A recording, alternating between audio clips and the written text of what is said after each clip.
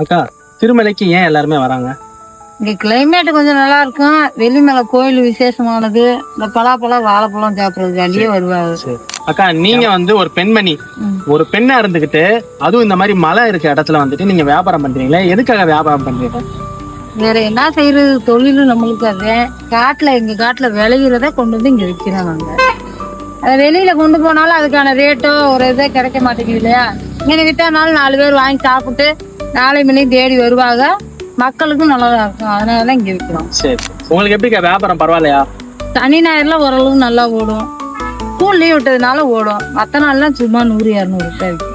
Guys, நீங்க சிறுமலைக்கு வர மாதிரி இருந்துச்சுன்னா இந்த வெளியே போறப்ப இந்த மாதிரி ஆட்களுக்கு கொஞ்சம் ஹெல்ப் பண்ணுங்க. வெளியே சும்மா ஒரு ரெஸ்டாரண்ட், ஃபாஸ்ட் ஃபுட் அந்த மாதிரி சாப்பிடாம ஜஸ்ட் ட்ரை பண்ணி பாருங்க. ஃப்ரூட்ஸ், வெஜிடபிள்ஸ் இந்த மாதிரி நிறைய இருக்கு நம்ம சிறுமலையில.